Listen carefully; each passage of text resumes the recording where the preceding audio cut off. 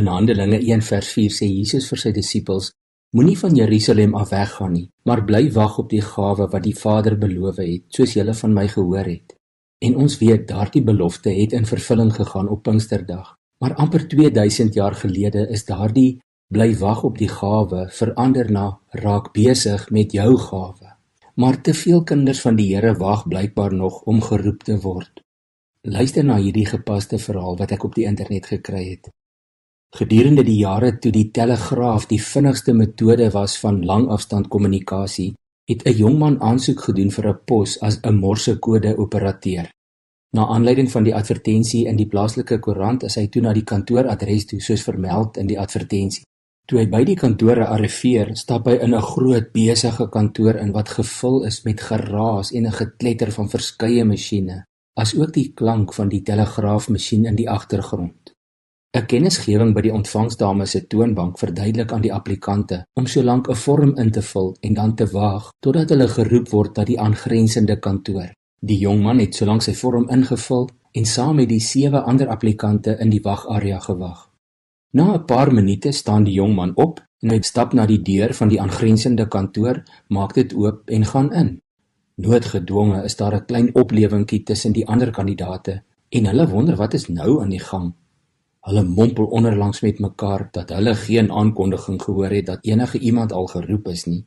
Hulle kom tot die gevolgtrekking dat die jong man wat die kantoor binne gegaan het, 'n fout gemaak het en hy gaan nou nog gediskwalifiseer word. Maar na 'n paar minute kom die werkgewer met die jong man uit sy kantoor gestap en hy sê aan die ander applikante, "Meneere, baie dankie dat u gekom het, maar die pos is sopas gevul."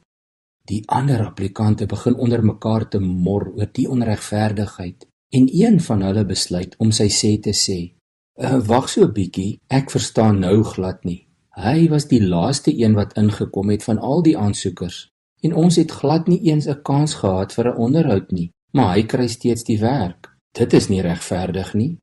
Die werkgewer antwoord, "Ek is jammer, maar die afgelope tyd, vandat die eerste applikant ingekom het die telegraafmasjien die heeltyd die volgende boodskap in morsekode uitgetik.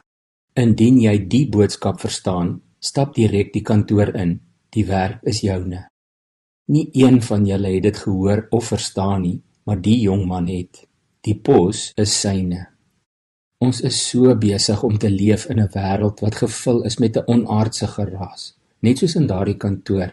Mense se aandag word afgelei en hulle is nie in staat om te luister en om God se boodskap te hoor soos hy met ons probeer praat nie. Deur sy Heilige Gees praat hy elke dag met ons, deur die skrif en in die lewe en werk van Jesus Christus en in die skepping. En ongelukkig raak ons omtrent net nooit stil genoeg om sy stem duidelik te kan hoor nie. Ek moet jou nou ook vra, luister jy? Of sit jy ook nog en wag om geroep te word? Hoor jy wanneer God met jou praat?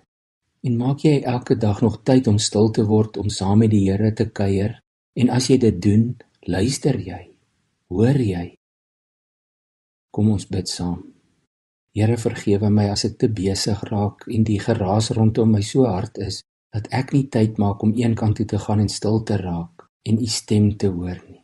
Help my ook om stil te wees en te hoor as u praat. En help my om dan gehoorsaam te reageer en te doen wat u van my vra. Ek bid dit in Jesus se naam. Amen.